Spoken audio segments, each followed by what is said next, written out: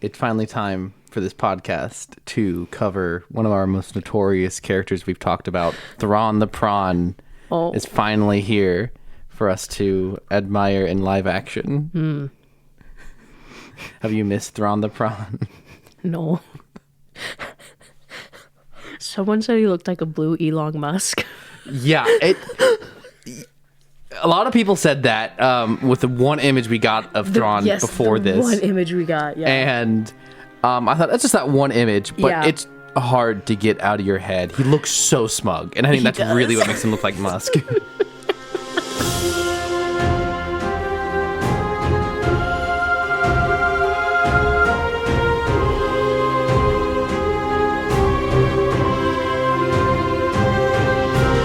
It's Wednesday night, and we are here in Rachel's apartment, which must mean it's Starformers night. Welcome to Rebels and Robots episode 36 with Cameron and Rachel.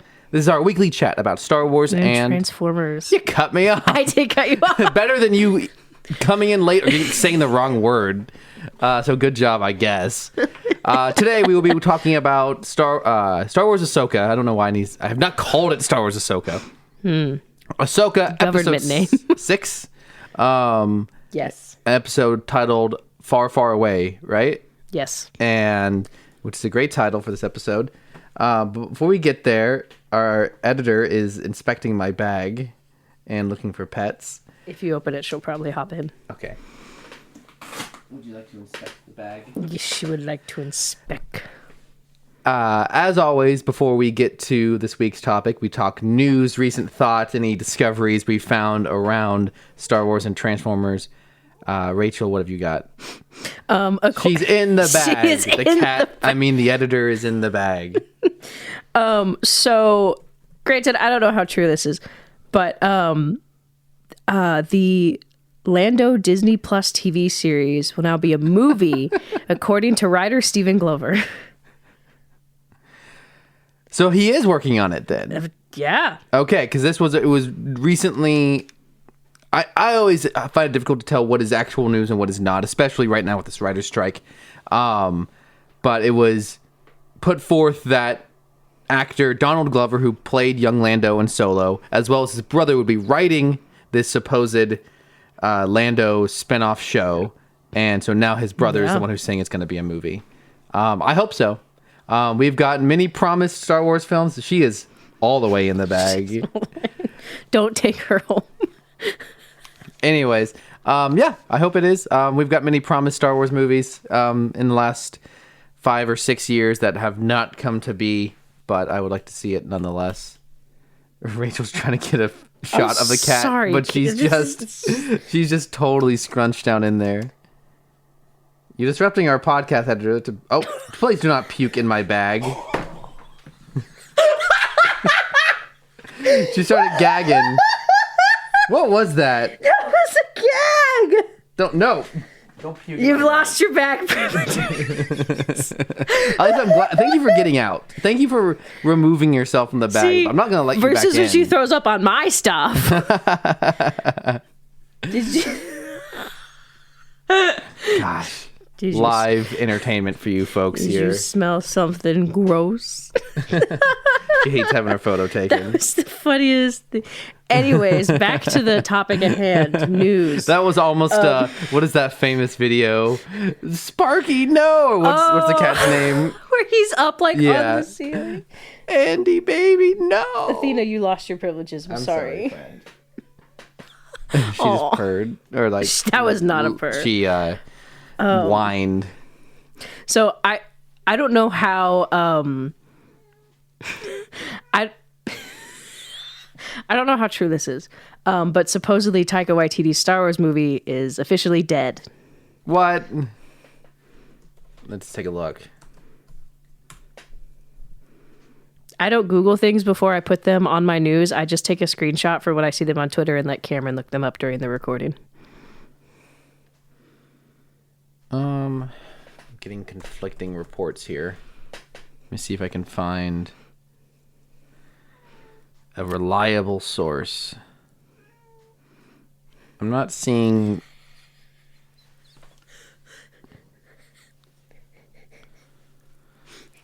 I'm not seeing a reliable website here. I'm just like I said. So I'm seeing both. So,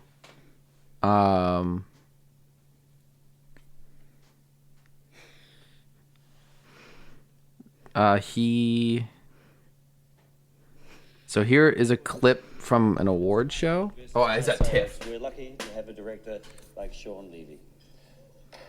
Okay, this is 2 minutes. I'm gonna try to find the actual clip here. CGI and animation. Huge act, man.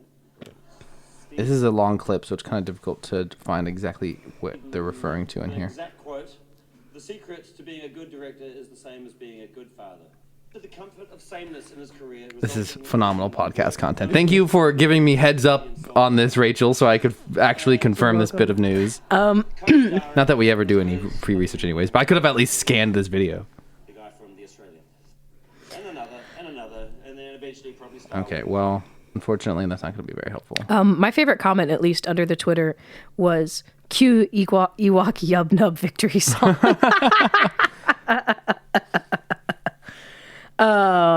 So I just got a kick out of that.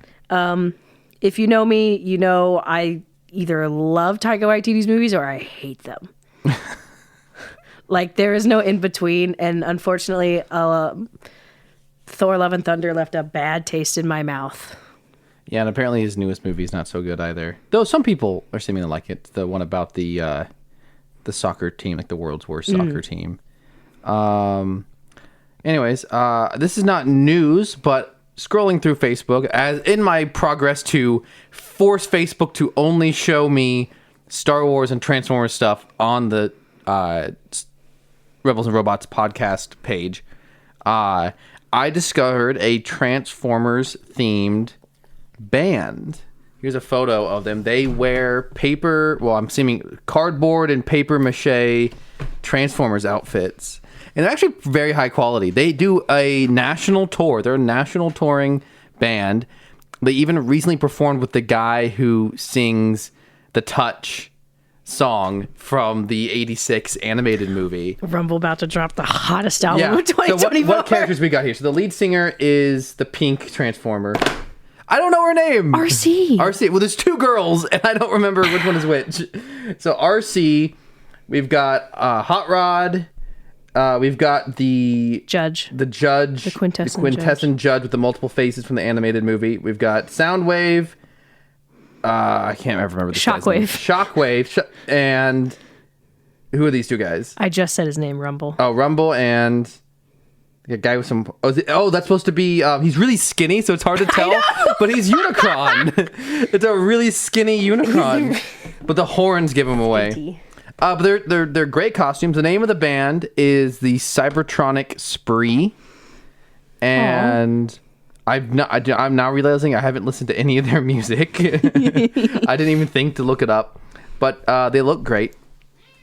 And so yeah, if you're a big Transformers head, you might check them out. They might be of interest to you. I would assume they do like 80s style rock. It's just techno. Yeah, Dubstep.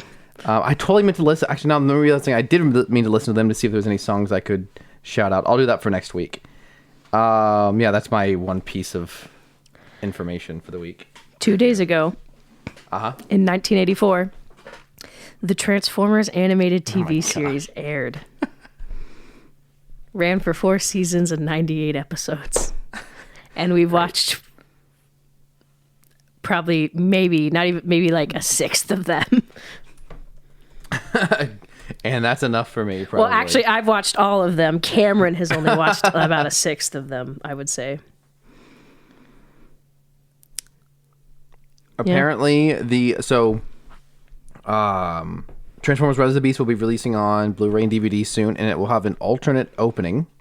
So we'll have to check that out once we can get our hands on it. Interesting. I'm not seeing any other particular Transformers news here. I'll go to the never before explored page 2 of Google. Nice.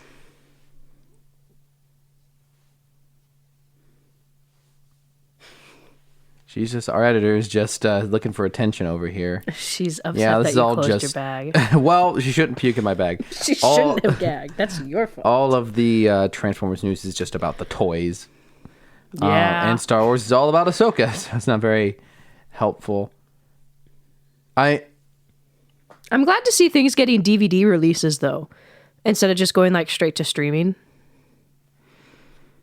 Sorry, say that one more time. I'm glad to see that we're seeing things get DVD releases instead of just going straight to some streaming Yeah, source. most things do. Even if they go streaming, they still like things that are original to streaming. But if it goes in the theaters, it almost always gets DVD release for the time being. Yeah.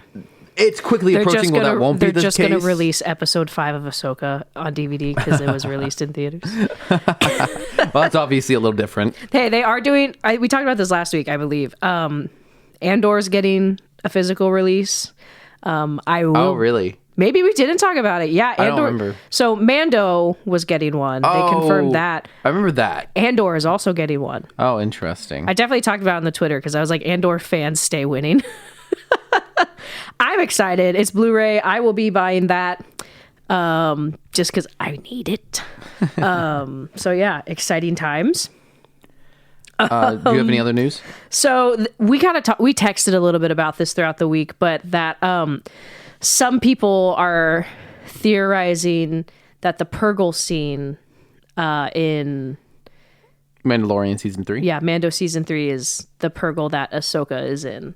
There's no real reason to think that because Purgle are constantly traveling through space. I mean, it's kind of a fun. And that would maybe explain why it particularly jumped out to Grogu. But they're all, the animals themselves are force sensitive. Oh, that's true. So it's that's like true. He'd probably be like, "Oh, big old force." It would be boy. a ridiculous coincidence, I think. Also, I think it was too small. The Purgle we see. Oh yeah, there was just one. Yeah. Whereas it's a whole pod. No, I think it was just like small enough in size wise because the one that Ahsoka and Hu Yang are in is very large. That's true. Can fit a whole ship. This isn't necessarily new. It's not necessarily like a meme, but I saw a comment that said, "If Chopper was Saw Gerrera's droid, the Empire would have been over in a week."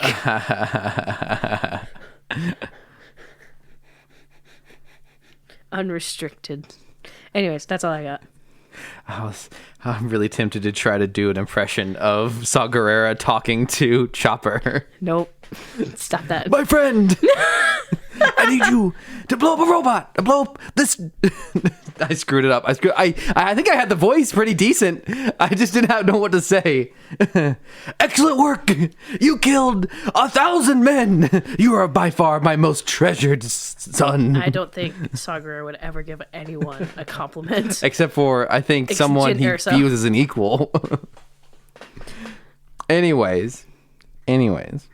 What other news you got? That's it. Okay. That's all I got. Do we briefly want to talk about the episode of Transformers G1 that we just watched? What's the name of the episode? Triple Takeover. Because it's triple changers. I see. Yes, context clues. The Transformers Triple Takeover. I don't remember why I put it on our playlist to watch. It's pretty funny. There are a couple of good ones. It has a good sense of humor. That was what stood out to me about the episode. Aired November 19th, 1985. There's some good jokes. Very briefly, just Astro Train tries to take over the Decepticons, and he does so from a football field. Like, that's his base of operation, as he tries to take out any dissenting Decepticons as well as the Autobots, and he's using the scoreboard to like keep score of him winning. And it starts off pretty low. Like, he invades and he puts 2 points on the board, and then he takes out a couple more Transformers and he puts like 5 each. 10 points. Oh, was it 10 points? I thought so. So we're at like 30, 40 Maybe. some points at this point. And then it cuts away for quite a while and it comes back and it's over 1,000 points. And I thought that was like really good joke. Do you want to know? And he's getting all his tactics from the football coach he took hostage. Oh, yes. And you know who we never see again? He's trapped in a locker, the coach. Underwater, probably. Oh, because the whole city gets flooded. Oh, no. That poor man. Oh, man. I'm now reminded that Astro Train it's fitting that an episode centered around him would be so funny because we talked about this in a previous episode. He's also the voice of a character who says one of my favorite comedic lines in all of film. He's the shark in Toy Story who says, "Look, I'm Woody. Howdy, howdy, howdy." One of my favorite. This actually might have been the whole reason why I put this on the playlist. This exchange between Megatron and Starscream was pretty good. You are either lying or you're stupid. I'm stupid. That might have been the whole reason why I put that on there. Love it. That's good stuff. I feel like there was one other joke that I quite liked in the episode. It is a silly episode. It was the train bit. Oh yes. I'll pull it up. Was it Astro Train? Is like, yeah, my minions, and they're all trains. Like they don't even have transformed. They're always just trains. Yeah, Blitzwing was the one in the football field. Oh, okay. They're all purple. It's kind of hard. Right. And so Astro Train says, "Repeat after me," and he just has this whole long sentence about "I will follow Astro Train and follow his commands." It's like 2 or 3 sentences long, and then it cuts the train, and all they do is burr, burr, burr, burr. It's good joke. Let me see if I can find it. Once I get the ad from Disney Plus over with.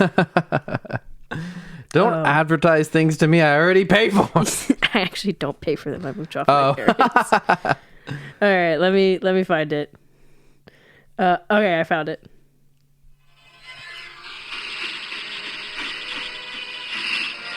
Now, repeat after me. We, the soldiers of the Astro Train Empire, will obey Astro Train and scavenge the energy for his empire.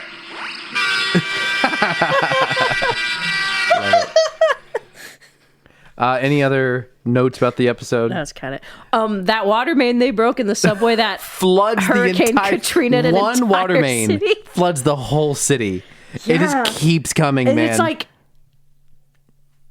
it was more water. It was water taller than Optimus Prime, who's like 30 feet tall. Yet another episode where the Autobots struggle to get out of the water. Why is this a constant problem? Maybe they should have more boat Autobots. Maybe that would help them out. They're not very buoyant. Yep, no. And so that leads us into talking about this week's episode of Ahsoka, episode 6, Far, Far Away. This episode is referring to the fact that the whole episode takes place in another galaxy far, far away from the Star Wars galaxy. Farther away. And we actually get that phrase dropped in episode. We do. It starts off with Ahsoka and Huyang hanging out in their ship inside the Purgle, and they've got some time. Yeah. And he offers to tell Ahsoka some stories, and he starts it off by saying, "A long time ago in a galaxy far, far away." So David Tennant gets the honor of saying the first thing in Star Wars, the very first movie, very first thing you ever see, other than the 20th Century Fox logo. I wonder if they'll ever canonize that music in unlikely now that it's 20th Century Fox has nothing to do with it, in the Lucasfilm logo. Can you imagine if they named a character Lucasfilm or something like that? Anyway, the earliest thing in Star Wars, as far as the actual movie goes, is that phrase, and now David Tennant has said it in universe, and it's very cheesy, but also what Filoni I think has earned the right to get to do that. I feel like he has. And there's a meta joke. Star Wars is not very, other than maybe subtextually, it gets pretty meta in the sequels. There's very ever any sort of winky jokes, but Huyang mentions that he has the records of the universe, part 1, 2, and 3, and Ahsoka says part 1 being the best one, of course, which I had assumed that meant the joke that the first movie of anything is always fun, always the best. But someone online said that was a joke about the prequel, the trilogies. You have 3 trilogies of Star Wars movies, and the original one being the best. I think that's probably more likely. Nonetheless, so that this first bit, I said nonetheless. I'm trying to catch it when I say it, at least. Edit that out, Athena. He said it. Edit it. just cut it off. Just cut it out, but don't replace it. It's dead Put air. the outro in. This first bit is a little winky and nodding to the audience, but that's okay. Was there anything else important said in this conversation? I think Huyang tells Ahsoka she could tell him a story, and she's like, "No." She tells he Huyang asked him that- about something specific though. I think she tells Huyang that Sabine went willingly. Yes, yeah. Because Ahsoka is the only one who knows that outside the people She on says it. the Eye of Sion. Is that what it's called? Yeah. I forgot this opens with a red Lucasfilm logo. That's cool. Oh wait, that's the very first episode. I thought I was on the newest episode. I'm bringing it up just so I have visual reference for anything. I felt like Huyang asked her something specific to tell him a story about something. Do you remember what it was? Is about what she's been up to? Maybe. Let's take a look here. Oh, the captions are on. Okay. So she's just hanging out. I'm also another element of this interaction is Ahsoka is still not as chill as maybe we thought she would be. Yeah. She still seems pretty upset about this, learning that Sabine went willingly and put everyone at danger with this choice. What is Star Wars if not? Anyways, what is Star Wars if it's not putting everyone in danger? Yeah, so that's when Huyang asked her to tell him a story, she talks about Sabine going willingly.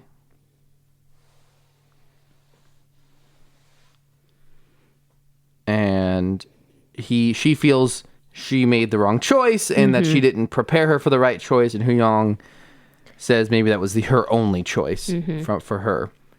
So Huyang alternates between... Surprisingly, didn't drag Sabine for when it this. comes to being trained as a Jedi, Huyang is very rude. But when it comes to talking to Sabine as a person, he's very caring and compassionate. It's very interesting. I will not stand for Sabine slander.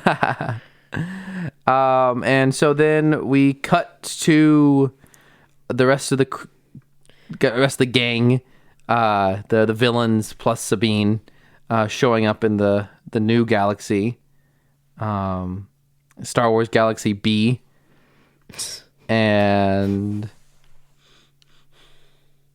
you had a good comment. So we see Sabine in her jail cell. yeah. Because the ships come out of hyperspace, and Cameron just says, "Wow, the other galaxy is smaller than I expected." So they hop out of hyperspeed, the Eye of Sion, and they come to the planet Peridia, which Morgan describes as like the birthplace origins of the Dathomirian witches, which is interesting because that makes me wonder, what if that's the origin? Why did they name a planet Dathomir? I'm guessing they were some sort of tribe. I'm guessing, that yeah. They were Dathomirian witches, wherever that name came from. So they went and they started a planet. Or someone else called... was like, the Dathomirians live here. Yeah. Mm-hmm. Dathomir. If I had a nickel for every time Star Wars has done a hidden planet trope this year, I'd have 2 nickels. Plus Exegol from episode 9. I meant specifically this year. Yeah, because of... I don't know, it's like you keep adding on, like this is becoming a trope of Disney Star Wars, the hidden planet. But I meant specifically this year because Yeah. Jedi Survivor did it too. Yeah, I said plus Exegol. Like, you take 2 from this year and the last movie did it. That's I mean this year. But anyways, yeah, because Jedi Survivor did it too. The main planet they're trying to get to is behind a nebulous storm. And you basically have like 1% shot of making it through. So that was interesting. So as they're flying through this Peridia space, I think Morgan says it. This is where the Purgles come to die, and as they fly over the rings around the planet, it's filled with space bones. Shut up! It's Phil. That's one. I just that's the joke is like when you talk about Star Wars, you put space in front of everything, but it's Purgle bones. Yeah, Purgle bones. And your wife had a good comment. She asked, "What's decomposing them?" And that's a really good point. Because typically you need oxygen to decompose things. Unless, I mean, I wouldn't be surprised if Purgles just have a different chemical makeup. I wonder. Yeah, that's Maybe it's an energy thing.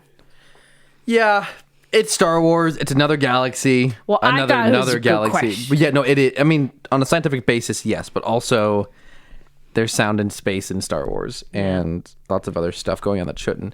I would suppose there's probably this is the kind of stuff that is how you get lore. Lore is pretty much answering questions that don't make any sense. I'm sure there's some sort of like species of thing, insect or rodent or something that floats around this planet that eats their Space bodies. rat. Yeah. AKA Thrawn. Space rat. So no, wait, no, I'm sorry. That's Crosshair. Filthy space rat. Whoa, 0 days since our last Crosshair incident. Can't believe you brought him up. Anyways, so they fly through and they land and they come up on this spire, which looks like it kind of looks similar to the stone circle on Cetos. Cetos? I don't know. Cetos? I don't really know. The other planet that they just came from. And there we see 3 Dathomirian witches, and one of them is addressed as the Great Mother. And we haven't heard that term for a while. I think the last time we probably heard that was in Clone Wars in the Dathomirian episodes with Ventress. Yet again, we had another shot of Balin Scroll standing just standing in a stone circle. Because he doesn't just musing. He doesn't do a whole lot else. And so they bring Sabine with them, and Sabine is like, Balin promised me that I would see Ezra. And the witches say, "You stink of Jedi." yes. Which, how do they know what Jedi are? They're from another galaxy. It would depend on how old they were. Because the Jedi Order is about 25,000 years old. So did the Jedi come to this galaxy at some point? Or are they from this galaxy? They're not. Well, that's a good question. Maybe we'll learn that in the new Jedi Order. So maybe it's all gonna tie together. But I mean, I don't know. I feel like as Force users, they can sense Force users. So either maybe they heard about it from Thrawn, they were able to speak with Morgan across the galaxy. They probably are able to do that with others and get info. Maybe. Yeah, I don't know. Or maybe I'm sure there's an explanation of just what is that explanation. It feels like maybe they migrated there. Oh, but if this is the home world of the Dathomir, like people left and then they migrated back. Interesting. Maybe like they took a. They're getting the tea from the Purgles. They are getting Purgles like you wouldn't believe what happened to the Jedi. No, they're getting the tea from the few Dathomirian survivors. Yeah. After Grievous killed them all, you're not gonna believe what happened here. Maybe they were the ones talking to Darth Maul in his years of solitude. Yeah. So, anyways, they make a comment and they're like, they look at Sabine and they're like, "You stink of Jedi." And I thought her reaction was really just kind of funny because Balin and Shin look at Sabine and Sabine just kind of like moves her head like, me? It was, I don't know. I just got a kick out of it because that would genuinely probably be my reaction to a T. If someone said that to me, I'd probably just be like, this is very visual for those of you that are listening. Just kind of like the shrug and like, okay, I don't know what you want me to do about it. Balin has kind of aged in these 28 years or so. Yeah. It is possible. So what you're referring to is he says, I left the Jedi Order when I wasn't much younger than you, talking to Shin. It is possible that he left the Jedi Order before Order 6. That is and that's possible. Because the only bit of information we really have about him, other than knowing he's a Jedi, is that Hugh Young said he disappeared after I don't Order think he was 66. ever an Inquisitor. No, I have no reason to think that. He doesn't have any loyalty. Yeah. So they put Sabine in jail because the Great Mothers don't want to smell her, I guess. And then some time passes, and then we see it. The Chimera, Thrawn's ship. It's so cool because it's one of the best things about the aesthetic of this era of Star Wars is you have a lot of like rundown stuff. Oh, his ship looks like it got grabbed by Purgles and yeeted through space. Yeah. So it's cool to see a Star Destroyer that's in not necessarily disrepair, it's just missing pieces. It's been a while since we've seen one too, like a Imperial Star Destroyer. So they're like in this big tower and they park. That's the only way you can say it. They park the Star Destroyer right over top of it, in like their landing bay so that they can connect. And we see an entire battalion of stormtroopers, and they're labeled as night troopers. Night troopers, yeah. Titles, having captions really helps with the proper nouns of new stuff. Yes, it helps us know what these things are, even if they're not said. And I have some theories I want to talk about after this, but so they look a little rough. Yeah. But they look cool. So they have very patchwork armor. Like no two stormtroopers look the same. With they've got pieces of gray armor and red cloth, which people are saying is from the Dathomirian witches. Yes. And so okay. So we can talk more about this later. They look taped together. Yeah. Oh, absolutely. Yeah, we can talk about that a little bit more afterward because I want to talk about it.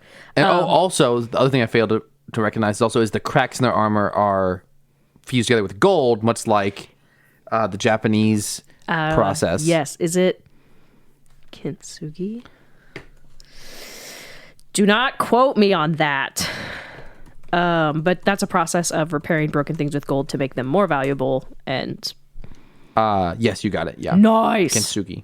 Nice. So these night troopers look sick. This is like in a cool way, and also Yeah. like ooh. There's so many like this. Look, I like the sequel trilogy quite a bit, and I understand what they did. But if this had been like your main enemy for a Star Wars follow-up of the second trilogy, they're so cool. But also, the First Order has a nice variety of different looking stormtroopers. But like, if you showed someone an image of this, just this, Yeah. and said this is what comes after Episode 6, people would lose their mind. This is incredible. And so then we're introduced to a commander named Enoch. Yeah. And he looks I think he turns around and we see his face, and he has the stormtrooper helmet, but the face has been removed and it's been replaced with a gold, like human looking mask. It looks very much like a mask a gladiator would have worn. It does. Someone made that And- comment. They're like, this looks sick. so Roman. Man, I look forward to Enoch getting some battle time. I look forward to Enoch getting a Black Series figure.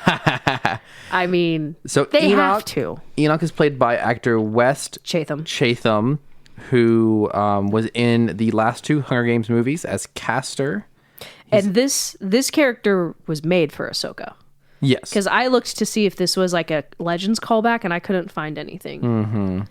And he's also in Tenet as SWAT 3. So he's probably got a very brief... Nice. He's also from the TV show The Expanse. So here's the funny thing. I just have this comment. Enoch, Ezra, better not. I was really worried. I'm not gonna lie. I had major concerns that they were gonna pull a little twist. This is gonna be like brainwashed Ezra. Yeah, and what I know what you mean, but for our listeners who maybe aren't connecting the dots there, what made you think the name Enoch would be connected to the name Ezra? Actually, I actually thought because shape, like size wise, I thought it was very consistent to possibly be Ezra. But the other thing is they are both Hebrew names. So, I mean, not to say that other people can't have Hebrew names in Star Wars, but I don't know. It could have been possibility. And I think we've touched on this before. Maybe I don't know if I've talked about it in the podcast, but in Rebels we had Kanan and Ezra. And then I believe Ezra's parents, whose names I can't remember, were similar, or at least like I believe from the region. Anyways, so I'm excited for him to get a figure. I will be buying it. And then I'm surprised his name is not Uruk. Oh, he's dead. He got deep fried in the Chimera's engine. And then we see him, the man himself. I'm not gonna lie, Thrawn looks kind of silly, which I don't hate, but it's the voice. It's the voice from Rebels. It's the man himself. Lars Mikkelsen, brother of of Mads Mikkelsen. He's brother of Mads Mikkelsen, who is Galen Erso. Yeah, I have his Black Series figure. Yeah, so Galen Erso is the guy who designed the Death Star in Rogue One. And its flaws. Is very famous for playing villains. Yeah. And so it's kind of funny that his brother would be the big villain now. He was the villain in Secrets of Dumbledore. We don't need to talk about that. So Lars Mikkelsen voiced him in Rebels. And, man, it is such crazy to hear the voice coming out of a real guy. He looks a bit silly, but so for those who haven't heard or seen before, Thrawn has blue skin and red eyes. And he normally looked a little off-putting. He's not human. The blue skin should get that away. He's Chiss. But like his design is designed to be a little bit off. Like his forehead is a little too big. His eyes, like his Uncanny Valley. His features are designed to be just a little bit inhuman. Obviously, other than the blue skin and red eyes. Here, he's played by just a guy, but the voice is so menacing, and the red eyes. I think they've really nailed. This looks like how they would have done it in OG Star Wars. It's not perfect. It looks a little like a practical effect, and I love it. Painted Lars Mikkelsen for 6 hours. It has this. His eyes are so menacing. I love it so much. I did make a comment. I said, that can't be Thrawn. There's no aggressive organ music, which is a very, very, like, every time we saw him in Rebels, just about, or when he was increasing and threatening. Well, there are little hints of it here, and it's the same man, Kevin Kiner, so I bet we're going to get it. I bet at a very key moment, we're going to get the organ music. He's going to kill someone or do something particularly evil. We're going to get into the specifics, but we're talking to Thrawn already. We're on Thrawn the Prawn. Talking to Thrawn, yes. He's actually here on our podcast. Does he have a full name, or is it just Thrawn? I've never thought about this before. Okay, so to get into some deep lore. Oh no, I triggered Rachel. So, all right. So basically... Or is actually he just... Is his rank just Grand and his first name is Admiral? No. So, so basically, before Order 66, I believe in the Thrawn trilogy, Thrawn actually, I believe is allied with the Republic, or at least he's got a whole other name. Yeah, I've got the pronunciation up. Hold on. Okay, sorry to interrupt you. I was quite shocked by this. No, you're good. So, the Chiss have very long names, and so he knows Anakin prior to Anakin becoming Vader, and I believe Anakin asks him what his name is, and Thrawn says it, and Anakin, in pure Anakin, just goes, "I'm gonna call you Thrawn." So if I can get the I just want the pronunciation. I don't care for the meaning.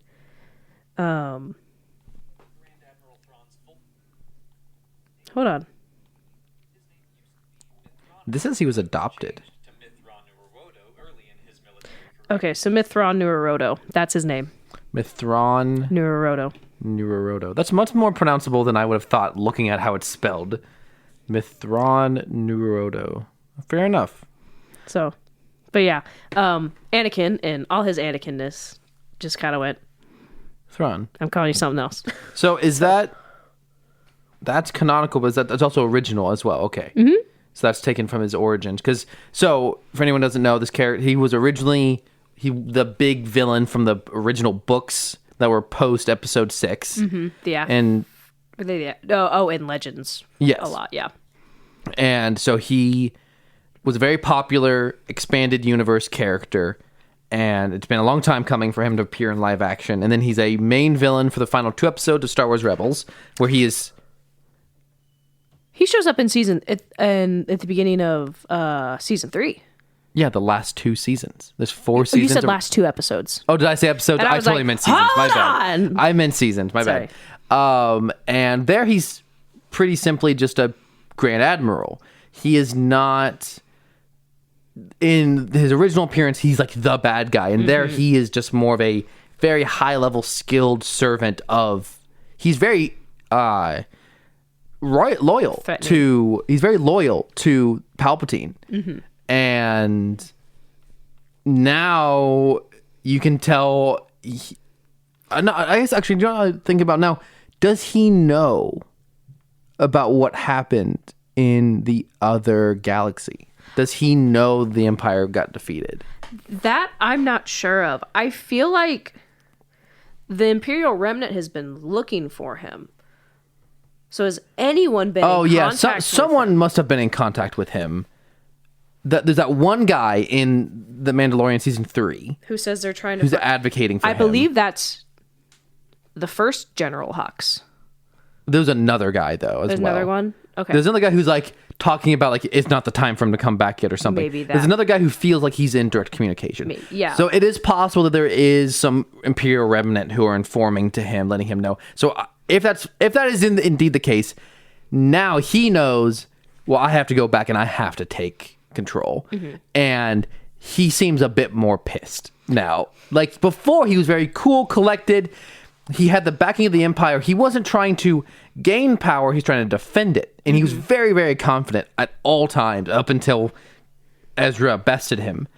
And now he seems like he's got a chip on his shoulder. Like he got beat.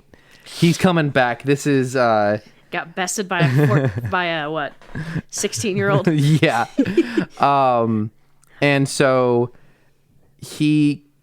they've sent Sabine off to... It's personal this time. They've sent Sabine off to be in a cell before Thrawn arrives. Yes. And I say that just because he starts talking to Morgan. Balin. And Balin mentions Sabine. He goes, no, that's a name I've heard before. Or that's a familiar name. Yeah, and you so can just he recognizes her name. Oh, man. Well, he doesn't just recognize it. Like, yes. He spent presumably 7 to 10 years ruminating on the team that beat him, and that is one of his most hated people to ever exist, I would presume. Yeah. And so hearing that name, just knowing all of that, how calm that statement is so like, this guy's a psychopath. So they bring Sabine to talk with him, and she immediately asks, "Where's Ezra?" Mm-hmm. And he's like, he makes a comment. He's being super smug, and he's like, "You realize your choice to find Ezra? At least I think it was." He's like, "You realize what you've done? You've doomed you've doomed the ones you love for this, or whatever." He says. So she asks where he is, and Thrawn kind of gives the impression that they don't know. Mm-hmm. So I had 2 thoughts. Yeah, he just says, "I'll give you the latest intel I have on Ezra's location." My first thought was, 1, if there are wolves, Ezra is alive. We see some wolf creatures in one of the wide shots. Well, maybe. Okay. I think it's the same creatures that Sabine then rides. It is. I was making a joke. Okay. Oh, you're joking. I was making a joke that if there are wolf-like creatures around, Ezra's alive. 2, my other thought, they definitely lost Ezra in that ship somewhere. If it turns out he's just hiding, eating rats in the air ducts of the Star Destroyer. They like looked away and he disappeared into the depths, and they're like, well, Let sleeping dogs lie. yes. So, and then we do get, so yeah, as you said, they send Sabine off. They tell Sabine the info they have, and they send Sabine off to just go find him. They give her what's called a howler, which is like this wolf horse bat looking thing. It looks pretty cool. Its face is almost like an alligator, but with hair on it. Like it's very much a original. Like it's very familiar. Like it looks, oh, that's an animal. But giant alligator SCP.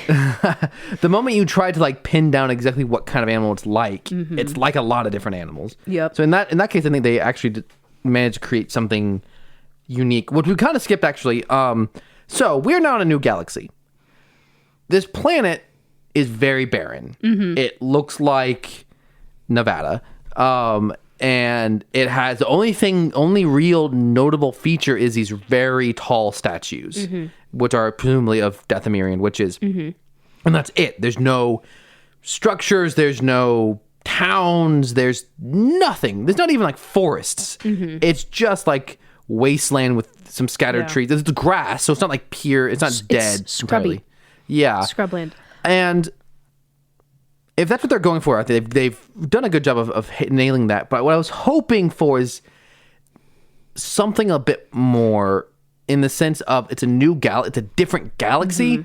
I wanted it to feel like a different galaxy. Like I wanted like physics to be different maybe. Or like, because while it's all fine and good what they're doing, to me, this could have just been another planet. Just a planet anywhere. And you could have just had it be another hidden planet that's hard to get to, and you need a map to get there. Imagine it was a sand planet. But the fact that it's another galaxy, I was hoping like for something, Tatooine. especially after the last episode that was so ethereal with the world between worlds, where like we got a very visually stunning episode. I was hoping for a planet that was maybe a little bit more fantasy, a little bit more out there, a little more creative, and I think that's possible because Balin alludes there being something on this planet. There's some sort of power, some sort of force. There's something that the witches are afraid of. The Force? Well, I doubt the Force is here, but it's possible. It's possible the father, son, or daughter. Well, I hadn't even thought about them. It's something. We don't know. We have no idea. So it's possible they go like into a cave, into a temple, into the planet, and there's like more wacky stuff to be had. They actually just find Cal Kestis. That would be something. That might spoil the next game, though. Yeah. So they send Sabine off, and they give her armor, and they give her weapons and the howler and like supplies. And I think Enoch, I can't remember what exactly it says, but he's like, die with honor, something like that. And so it's kind of like, okay, all right. These wastelands are like traveled by scavengers Raiders. who prey off one another. Yeah. And so she leaves, and then we see like the real point and just letting her go. They send Balin and Shin after them. And it's after this, I think they leave, and we kind of see Thrawn's real plan come to life, and the organ starts playing, so he's back to his old tricks. And he makes a comment that, I can't remember what exactly it is, but basically the plan is to find Ezra Bridger. Balin and Shin can kill them. And then it's like Thrawn implies that he wants to get rid of Balin and Shin too. Yeah, I think he calls them loose threads. So he pretty much says all of that, the first part you said, to Balin. Oh, yeah. And then when he leaves, Yes. He says the second thing to, I assume, Morgan. And, he is fine just having all four of them either be stranded on the planet or kill each other. I mean, he's not really interested in using Balin and Shin. He doesn't have any loyalty to them, does not want to use them whatsoever. Yeah. I guess just he didn't seem to have a hatred of the Jedi before, but I would guess being defeated by Ezra has really made him just hate the Jedi, period. It's kind of personal. So Sabine leaves. She encounters some raiders, kind of gets in almost a little bit of trouble with them before she pulls out a lightsaber and starts fighting them. And honestly, my question is, how, they have at least one of them has a laser rifle. yes, There's no, we haven't seen the whole planet, but I don't know how the heck I guess okay. So the question is developing laser technology just really easy in this galaxy? Because I'm thinking of like the Sand People have laser rifles, but is that just because they stole them from the more industrialized people? I mean, I don't know. We see that kyber crystals, even by themselves, are extremely reactive.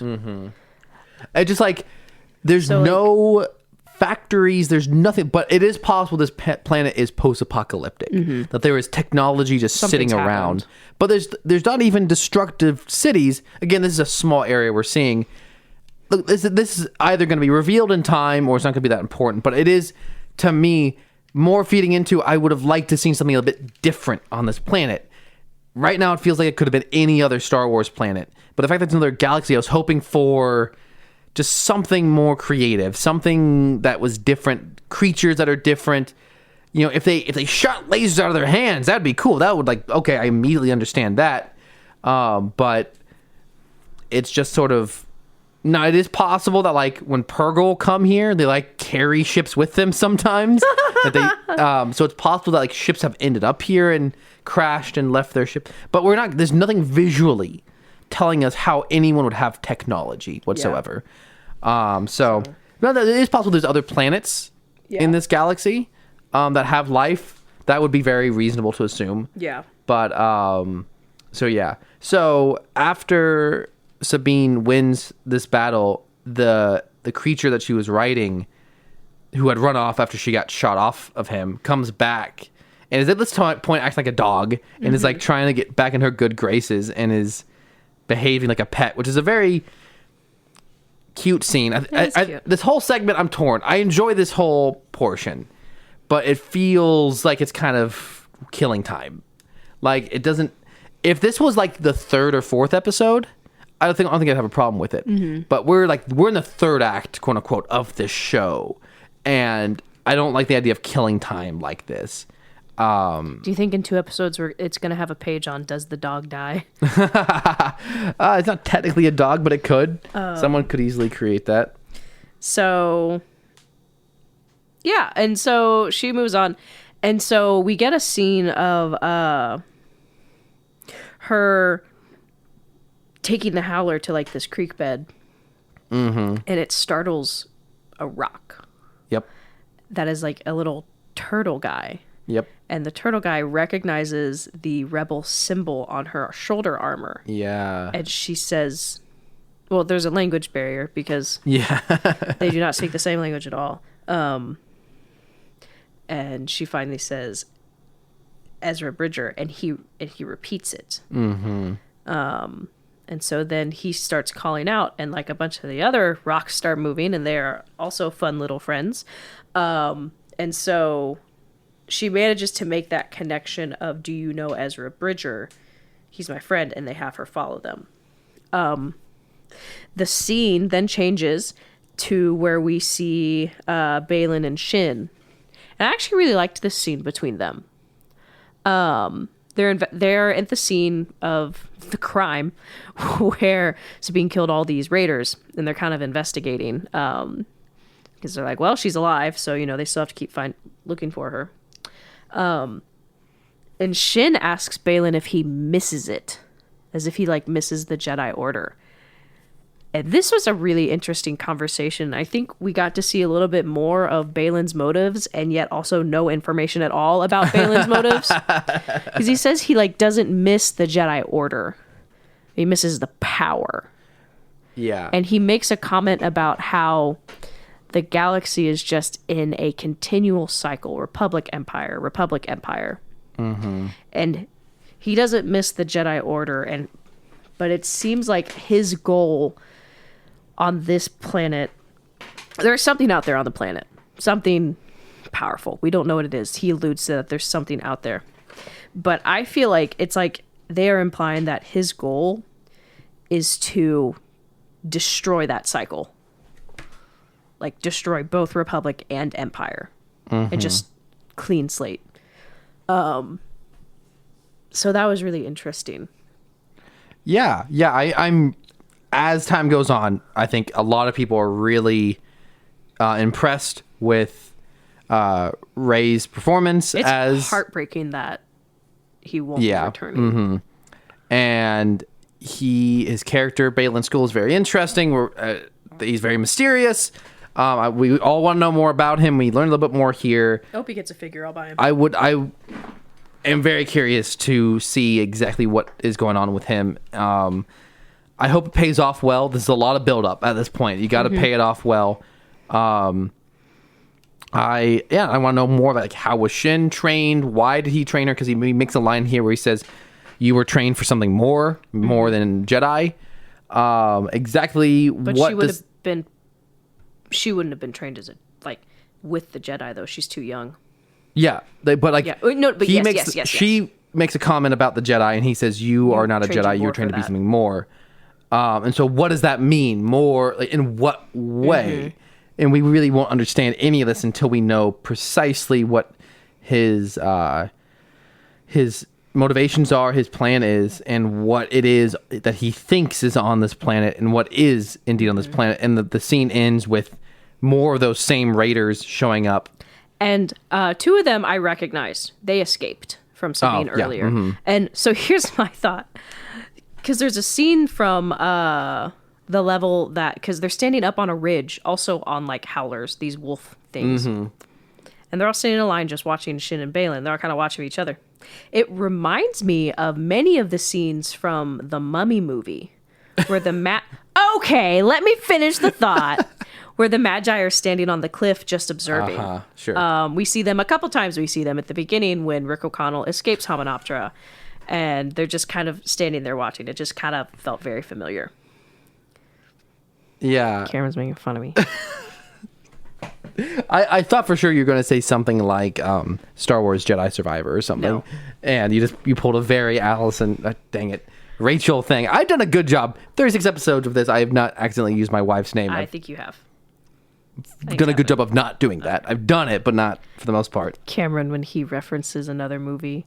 Cameron, when I reference another movie. I don't go through okay, there's this scene where it happened. I don't go through and explain the multiple occurrences.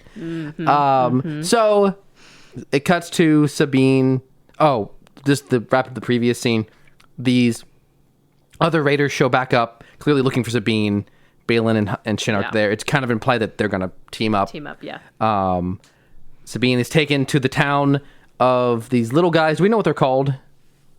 Those little turtle guys. I think it started with a T. And they have what effectively looks like a mobile home town. Again, where they're getting all this metal. I think you could also just say it's a mobile town because it moves. Yeah. And there's a very special person here. Rachel, who is it? It's our boy, Ezra.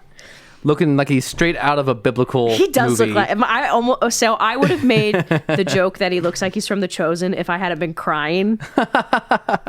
0 days since our last Ezra encounter. The record was 2,024 days, in case anyone was curious. So he's there. He looks great. I think he even sounds like Ezra. Yeah, my opinion is that this is just not enough time with him. He's also a different person now. So he's not necessarily going to even feel like Ezra ever, simply because he's lived for 7 years in this wasteland, surviving by himself. Now, he's very warm. He's very kind. He's clearly beloved by these turtle people. But, like, between the beard... Simply because if you look at a photo of this actor, Amano Esfati. Yeah, he looks like Ezra. He looks like Ezra. But he's got this beard on, and I like the idea that he has retained his joy. Oh my gosh, I just realized he still has the scar. They gave him the scar that he received at the end of season 1. That's cool on his face. I do need Iman to do the Buffalo Wild Wings commercial joke just to come for full circle. And then we need live action Lars Mikkelsen doing the Virginia State Tech wrestling video. Anyways, I'm very excited. I'm just excited because I was fully expecting us to see like a glimpse of Ezra at the end of episode 8, like a Marvel cameo. Yep. That's what I was expecting. And so I am not surprised at all that Ezra has made friends with the alien population of the planet. That checks out, very on brand for our boy. Would you like to see this? This is my comment through my tears. All caps. My boy, mother freaking Ezra. Yeah, I was very excited. Also, so at this point, Ezra is literally less than a day's walk away. Yeah. He was so close. I mean, I'm sure Sabine covered probably a lot of ground with that howler. It's like horseback, but I just thought it was... Star Destroyer would be able to cover that ground in like 10 seconds. I know, they just had to turn right. Anyways, I thought that was really funny. And so I think we get another last scene. After that, they reunite. Ezra's like, I'm ready to go home. And I'm like, crying. Yeah, Sabine does not tell him how she got here. How she got there, what's going on. Which she should have. Yeah. So he just assumes she showed up on a ship and they're just going to jump in the ship and go home. I think is very much what he thinks. She should definitely tell him. How'd you get here? Oh, I just saw Thrawn. What? That would have been my reaction. So we get another last scene with Thrawn. And so the Great Mothers, you can see that they are like resupplying from this temple. And not the Great Mothers, but the stormtroopers are resupplying. Yeah. And so they're talking about Ezra. I don't remember what exactly Thrawn says, but basically Thrawn knows that Star Wars rule of no body equals no confirmed death. Because I think, is it Morgan maybe asks him if he's alive, and Thrawn's basically like, we don't have evidence that he's dead. Well, they're not really talking about Ezra. They're talking about Ahsoka. Not? I think they make a reference about... Oh, you're right. I forgot. The witches tell him that Ahsoka's on her way. Yeah, they're sensing another presence, and they're like, well, who is it? And really the only answer is Ahsoka. You're right. That's what it is. So he knows the rule. And Morgan says that Balin killed her, and he's like, well, he's a Jedi and therefore flawed. Yeah. And we should, until we know for sure, we should prepare to fight her. You're right. So... And... he's so cold. Man, what a great performance. And that's where it ends, with aggressive organ music again.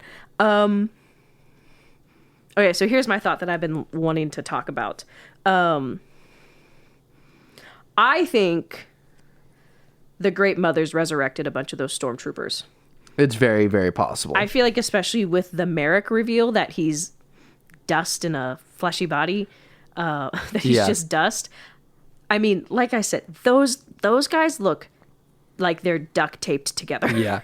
Though the implication of that could potentially be they could all be knocked out by killing those witches. True. Pulling a Phantom Menace / Avengers. Reference to the prequels? Yeah. So I'm never a huge fan of that, of you take out the one thing and it takes out the entire army. But that could be what happens. That if they are indeed living off of their dark magic, you kill them. Yeah. So, so we'll see.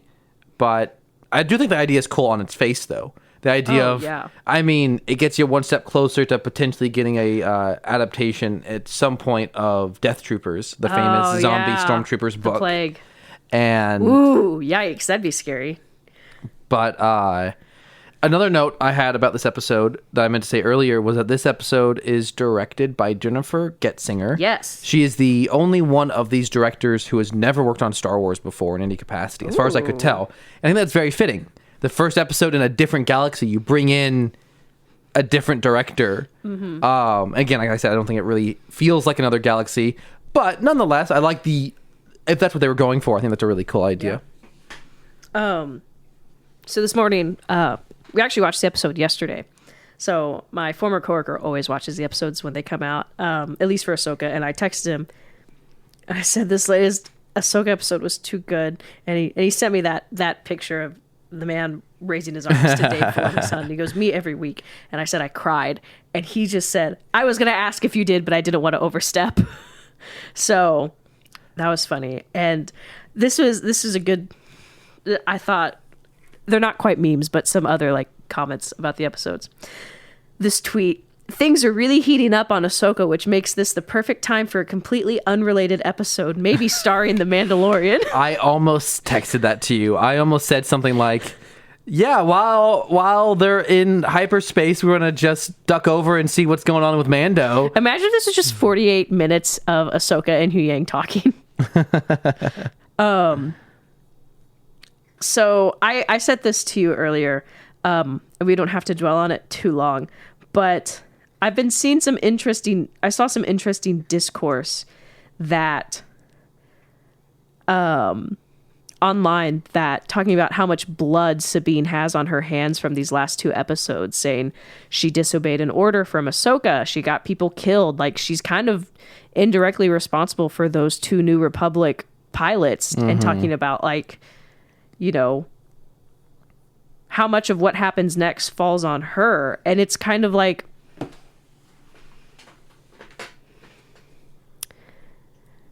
okay, and I think that's a good conversation to have. You know, what are the ramifications of this?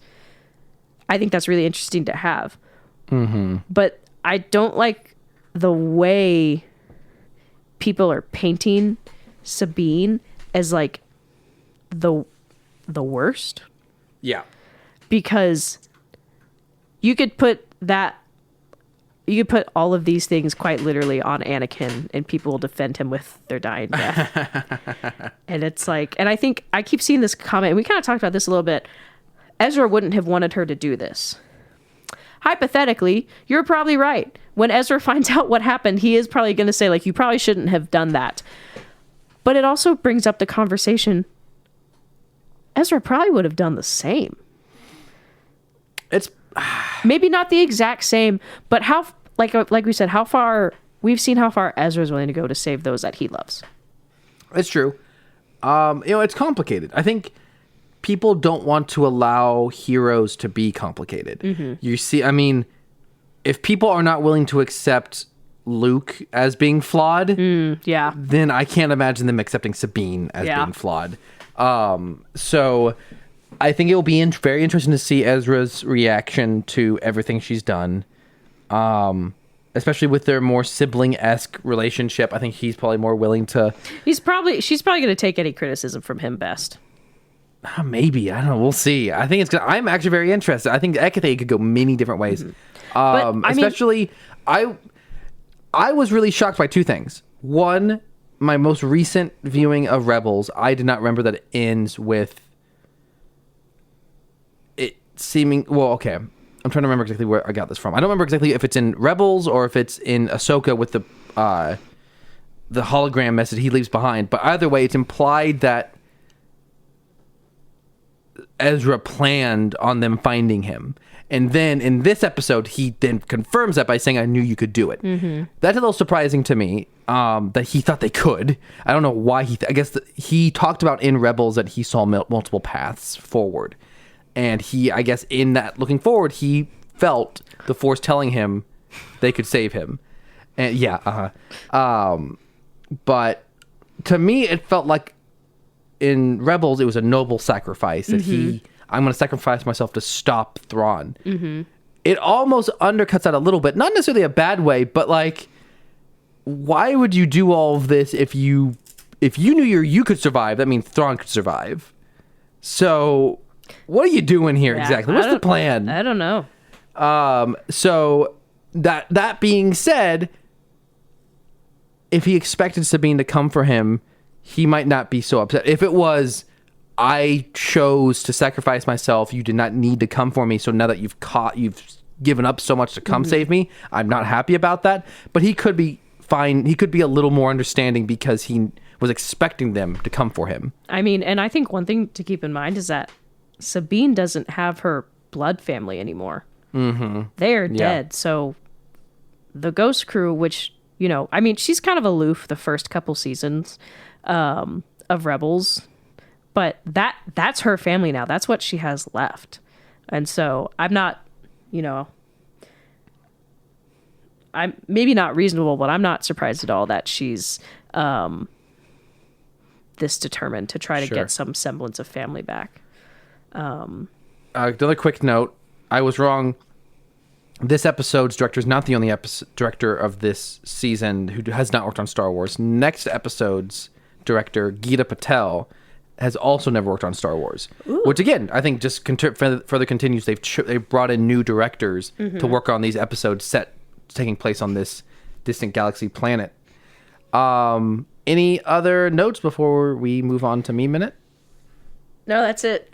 All right. Well, looking forward to the rest of the show. I guess, looking back, we have now gotten past my fear that Ezra and that Ezra was not alive. He was some random person in a mask. Yeah, there could be some twist, but barring some unforeseen twist, Ezra's alive. I almost said Finn. I don't know why. Thrawn is alive, and they're both in the show. We get 2 full episodes, because presumably the next 2 episodes will have them in it. I'm happy. I'm very happy about that. You don't ask for much. Yeah. And hopefully the Mandalorian won't be in any of them. No further evidence to suggest that Hu Young is actually General Grievous. So that's kind of upsetting, but we'll see. On to Meme Minute, but is it longer than a minute? It is actually longer than a minute. I have so many memes. A lot of parsecs away from home in this episode. A lot of astroseconds. A lot of memes, as you just said. Go ahead and kick us off. So this was a screenshot I took from Twitter today. Luke, Han, and Leia literally overthrowing an empire. Meanwhile, Ezra in the Snail People village, and it's that picture of Squidward where he's like sun tanning and he puts his sunglasses on and looks over and then goes back to normal. I thought it's like a meme. Yes, I actually have some TikToks.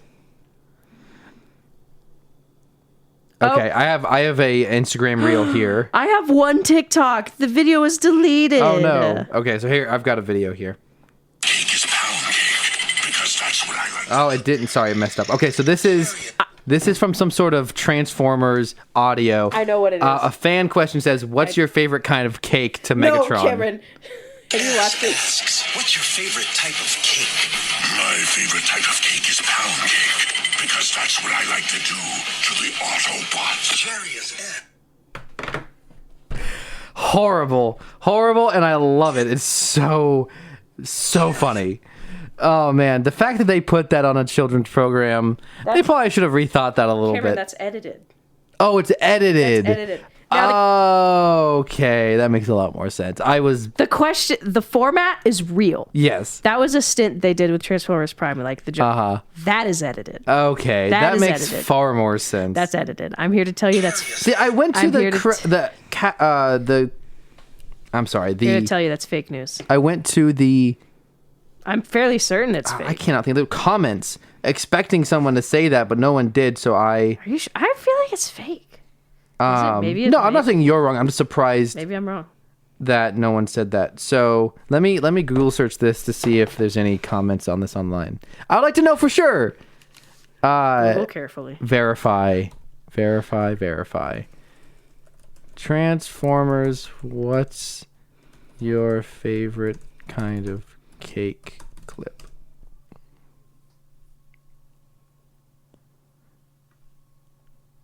Okay, so here it is on YouTube. And now it's time for Ask Megatron. This is Transformers official. Asks, what's your favorite type of cake?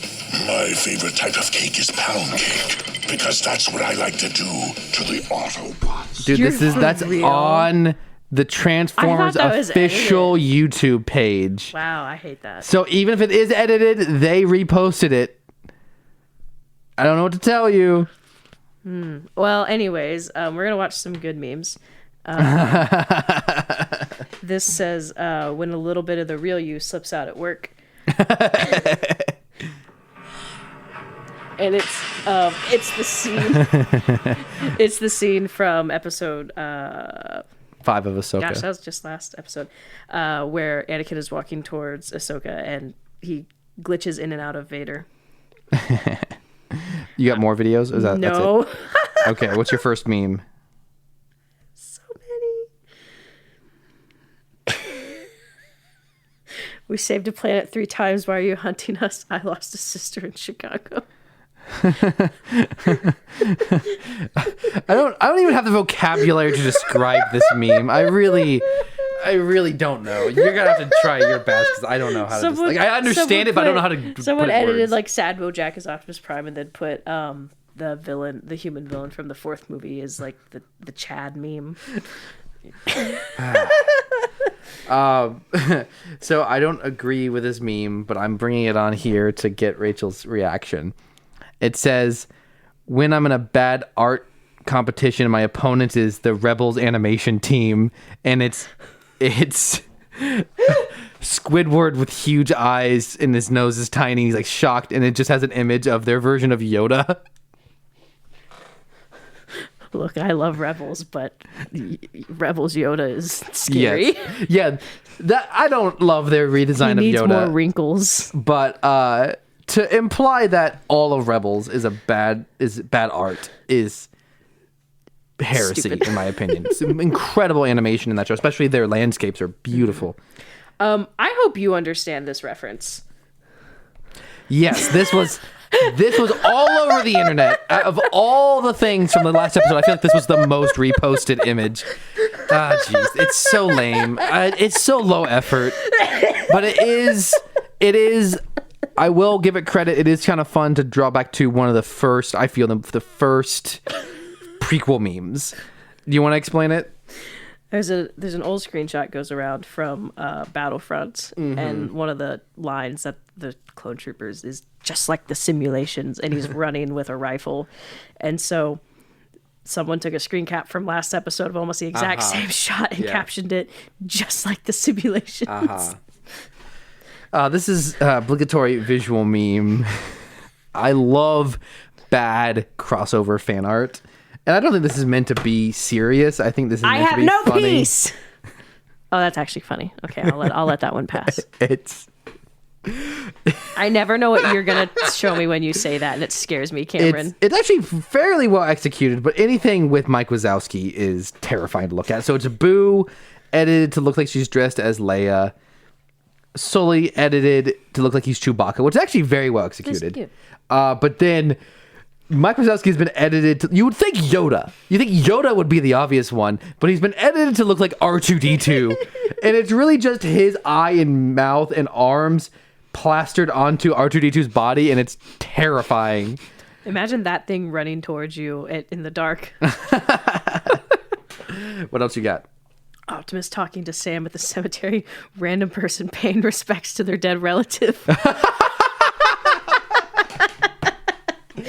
Oh man, that's good. That's real And good. it's a screen cap from Revenge of the Fallen when Optimus is like, "You have a higher calling," and Sam's like, "No, I do not." And the random person paying respects to their dead relative is that scene of Willem Dafoe meme looking up. That's one of my favorite memes. I think about it all the time.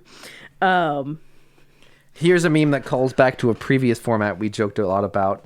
It has young Ahsoka from Clone Wars crouching down next to Anakin holding his hand, and she says, "You good?" And he says, "No."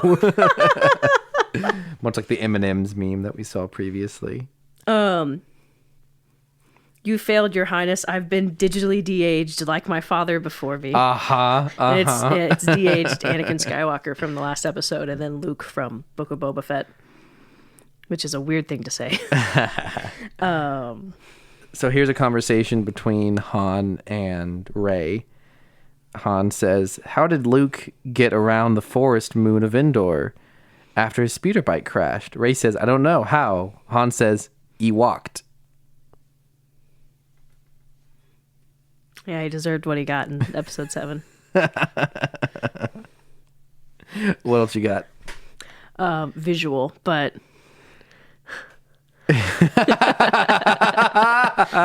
That's good. I like that. That's it's fun. a scene from Finding Nemo when the whale is about to eat Marlin and Dorley, where Dorley? Leave me alone. What are you, grandma? No. That's such a grandma thing to do, to mispronounce a character's Leave me name alone. like that. Marlin and Dory is like speaking whale, and it's captioned as Dory as Ahsoka and Hu Yang as Marlin. I love that. Funny enough, my next meme is also Pixar related. It says, There's a lot of Pixar in this. yeah. Why do you care so much about your lightsaber color? And it's Dash from Incredibles 2 saying, it defines who I am. That really struck me as a lifelong Star Wars fan. Anytime you play a video game or you get a toy and you get to choose a lightsaber color, you really care about it really You get to strongly. completely customize your lightsaber in Jedi Survivor down to the individual metal components. Yeah. I made an all gold lightsaber. Bougie. MILF. Man, I love Filoni. And it's the picture of that guy raising his hand. That's to very Dave funny. Filoni in the I sky. love that. Speaking of Dave Filoni, I was walking through one of our local stores. And you saw Dave Filoni? I saw someone out of the corner of my eye that looked a little like him. That's It great. was not him, but I would dox myself, posting a picture of me with Dave Filoni for this account. I don't even know. I'd probably just like call you and be like, Dave Filoni's in our town. I almost said our town name. Oops. Yeah. So here is another meme. It just says, Obi-Wan meets Chewbacca, Mos Eisley Cantina, a long time ago, colorized. And it's a Renaissance painting of an old man with a gray beard and a cloak meeting some sort of large That's furry probably creature. a lion. I looked it up. It is a lion. Renaissance people don't know how to paint lions. It's a very visual joke, but I thought Rachel would get a kick out of it. It's very terrifying. Ooh, very It has niche. no snout and perfectly round eyes. For reference, you can look it up. It's Saint Jerome and the Lion is the name of the painting. Who Saint Jerome is and why he's hanging out with lions, I don't know. But I thought it was very funny, I hang out nonetheless. with lions. Your turn. Brasso shows you how to properly brick a fascist at your local riot. $500 benefits the rebellion. 0 bids. This has been a weird format going around recently. It's like You and your brick memes. Your Brasco brick memes.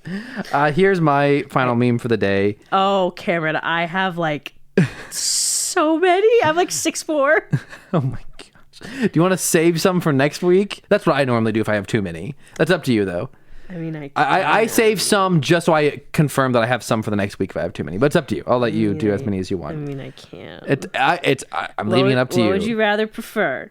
I always like to start fresh because then I feel like I'm going to get so many next week. Yeah, that's a good point. Then maybe you should. All right, we're going to go through. We're going to speed do run. 2 more. 2 more. Okay. And then I'll do mine and then you can finish. Okay. You are without a doubt the worst Jedi I've ever heard of. It's been a very popular meme recently. That's the best photoshopped one I've seen though. So it's Hu Yang in don't remember his name. The main Wow, you're really dropping your Pirates camera. You can like pinpoint the exact. I just had it. Norrington. Not commissioner. Norrington is one of those characters that looks 10 times hotter once his life fell apart. There's a running thread of Rachel really enjoying when the villain of a series joins the rebellious heroes and grows a beard and finding them attractive at that point. What could I say? I love redemption stories. Except he's not redeemed until later, but he is redeemed eventually. Anyways, we'll move on from that. Beaches 2, Andor 0.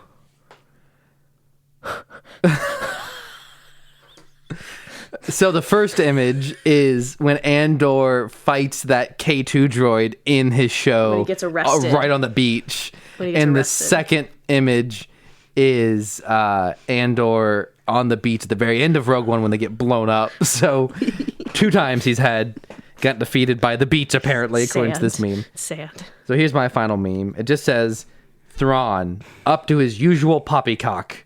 The Purgle, I came out of hyperspace because you need to stop. And it has a picture of a killer whale coming out of the water. Wait, imagine if the Purgles do that to his ship again. The Purgles were the original orcas destroying the yachts of the elite.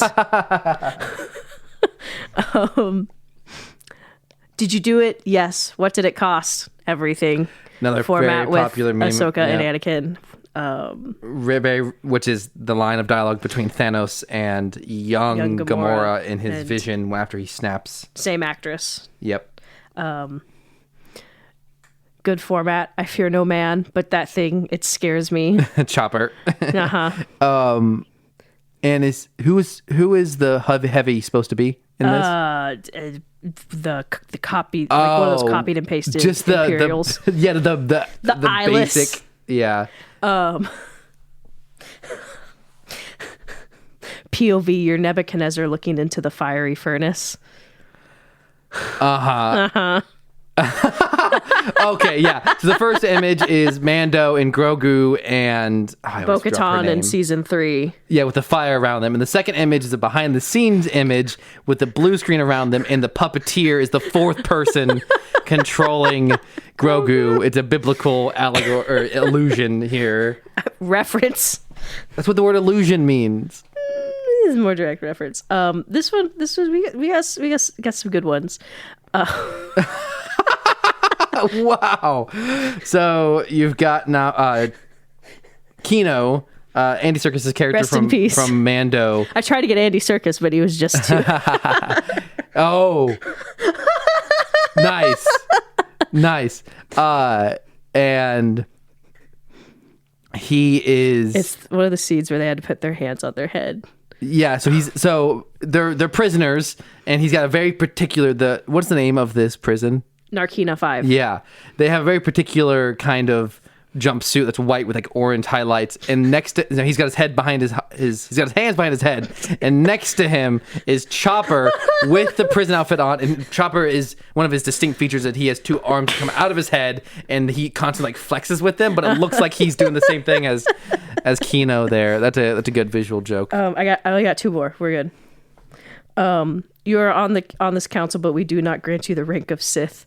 Coughing noises. Okay, yep. And my last one.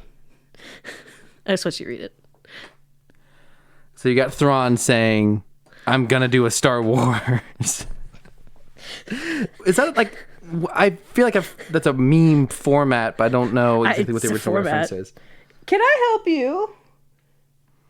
Athena's All right, send me your memes, girl. Athena is all up in our business tonight. Man, so you just slammed me with options this week. Statistically, I do not stand a chance of guessing which one it is. I'm gonna have to really buckle down here. I'm at like 2 or 3 straight losses. No, just one, I think. I think I lost at least the last 2 in the No, meme I game. think I lost Which the for, well, you won last week, lost the week before that. I've been meaning to keep track of this. I'd like to have like a. Well, I've been keeping track on our Twitter, and if you follow us on our Twitter, you would know what our score is. I know what the overall score is. You're at. Well, I have it written down. I don't Okay, have let me memorized. look it up, Cameron. Let me look it up. So for those who might be confused, we have a ongoing game with this meme minute. Is each week we each make one meme, and then we present it with the rest of them. And now we are each gonna guess which meme the other one made. You lost first in July, and then I lost August 3rd, and then Caleb lost. And then Both. then we tied for a while, and then I lost at the beginning of September, and then we tied. Oh no, and then you lost.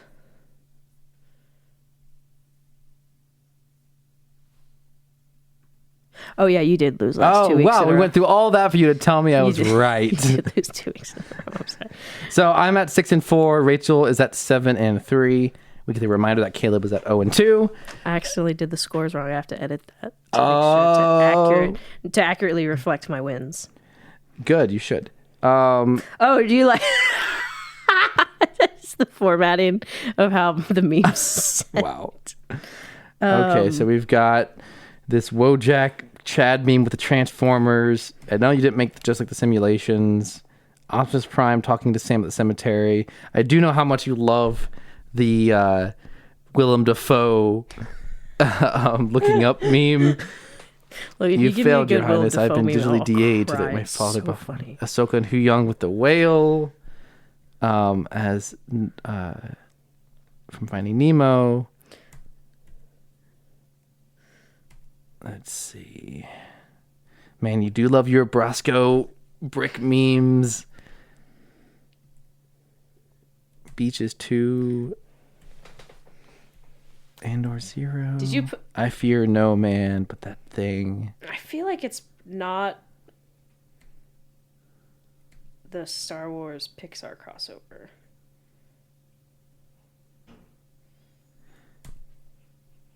I'm gonna do a Star Wars. Oh, I'm gonna do a Star War. Oh, that's funnier. That's even funnier I than feel what like I it's thought. not the Orca one because that one's so deep fried.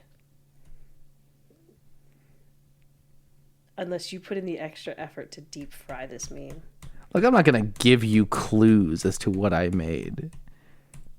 Actually, I painted that painting. No, you didn't. That Renaissance painting. I made that. That's me. No, you didn't. No, you didn't. I took the photo of that whale. That's what I did. And I created Squidward. I've got a couple.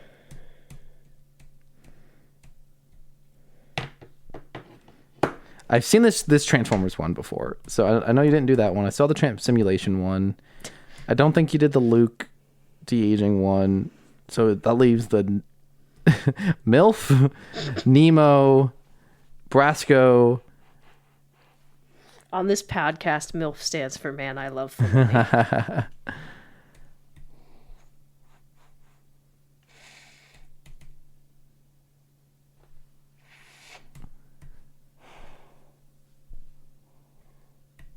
This is one of the hardest things I do all week, is guessing this. This is so hard to guess.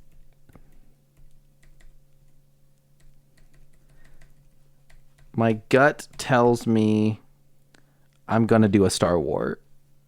No? No. Dang it! Ah! I want to take a second guess. Is it...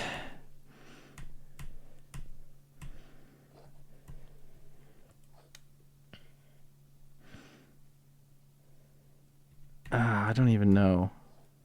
Is the Nemo one? No. What'd you make? The I Fear No Man. Oh, nice. Okay, nice. It was... Yeah, that's good. Nice. Did you make this one? I did not make Obi-Wan meets Chewbacca. Okay, you said you looked up the painting, which made me think, oh, he did his research. Is it this one? No. Okay. So that was the You Good one. Is it the Rebels animation one? No. Oh, okay. Which one is it? I made the whale one. Are you kidding me? So that's a pre-existing meme of just the whale coming out of the water saying, I came out of the ocean to say you need to stop. I'm not going to lie. The fact that I could barely read it and the Comic Sans is what took me in. See, the image already had the Comic Sans font, so I matched that and I kept it the original resolution. Oh. All right. All right, we'll allow it. Okay, well, you still stay ahead of me. You're at 7-4.